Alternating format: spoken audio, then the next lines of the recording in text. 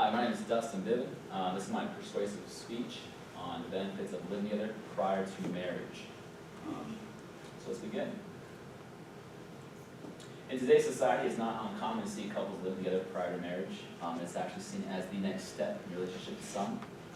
Some enter a relationship knowing there's a progression and stages you should be in a certain amount of time.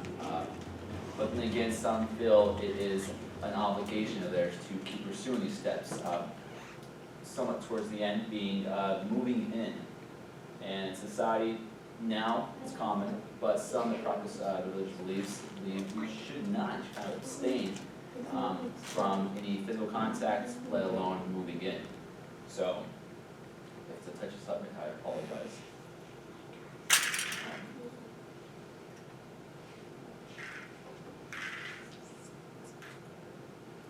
And this will slowly come up.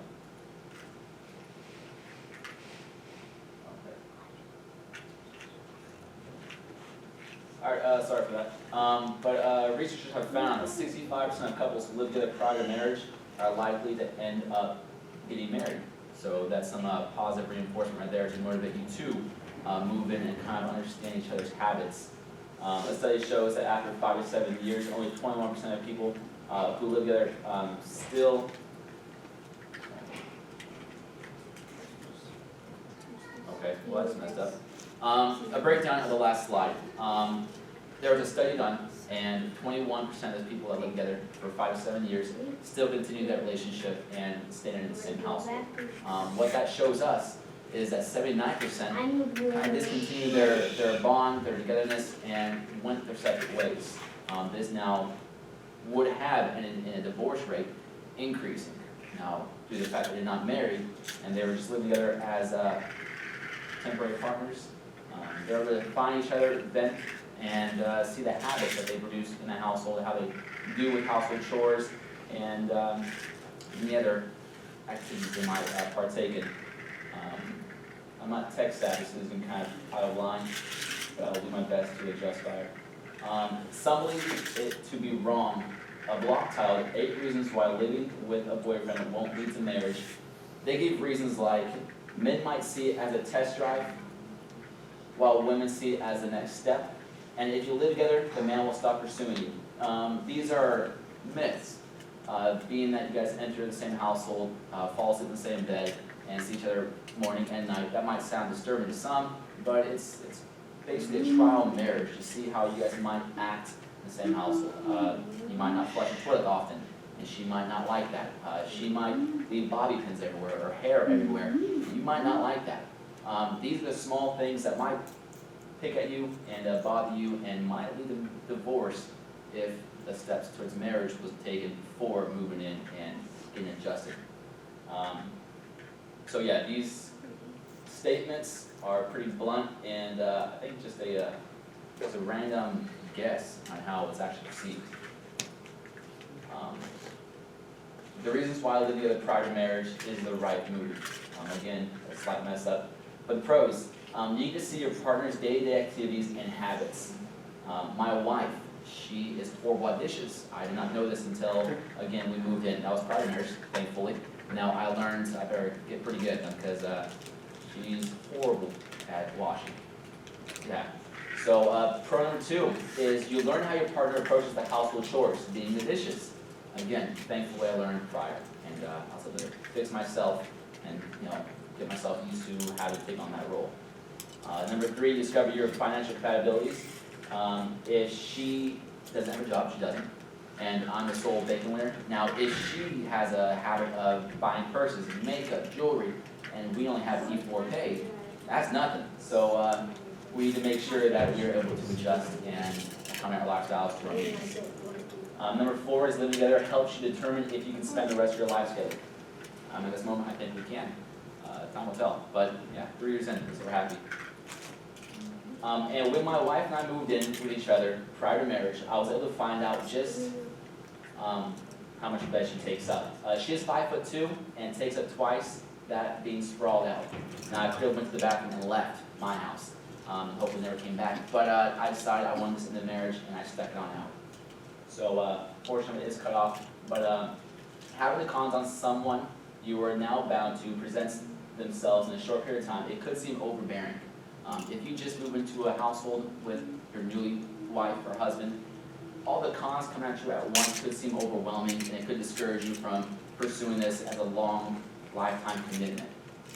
All the bads and the goods coming in at once could make you make hasty decisions that you should have thought through prior. So that's what this slide was going on. It's that she quickly learned how to ask the following questions: did you wipe the toilet seat? But with sexual error, my presentation is to tell you, give it a try if you aren't married, if you find yourself in a relationship that has commitment. Try the whole trial phase of moving in, getting to know each other, finding the cons, finding the pros, and adjusting, because a marriage is a big step. Make sure you're ready for that, and make sure you have all the information before making that final I do. So, any questions? Do you think, okay, since more people like to live together before marriage, do you think that why there's an increasing rate of single parents? The question is, what am I trying to say? Since people like to move in together prior to marriage, do you think that that's the reason, the rise in single parents? Or? you know, that could be. I very well hope not, because that would go against my persuasive speech, but if that becomes a trend, and if it is a trend, yeah, I guess strap it up. Always practice safe sex, and unless that rings on the finger, yeah. So, condoms are good. Any other questions? All right, well, hey, let's hear it. All right, what do you think the minimum amount of time it would take to, if you actually know that person you're with? How long do you think it would take to get a good idea? I can only go off my personal experience. I think it took my wife at least about a year. That's when she started getting the rest of the door open. And that quickly adjusted my views, but I'm like, that's fine.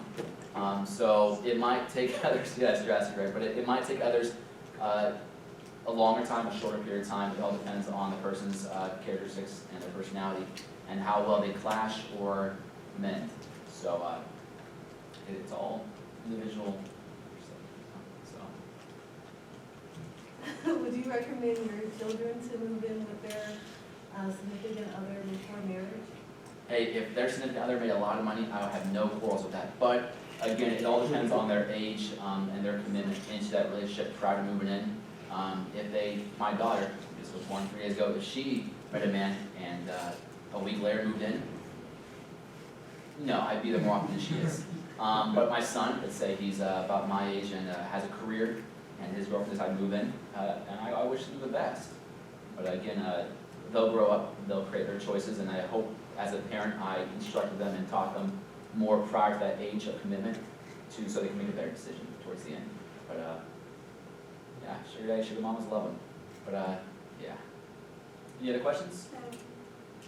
All right, hey, thank you guys for listening to my butcher speech, and hope you guys enjoyed it. So thank you.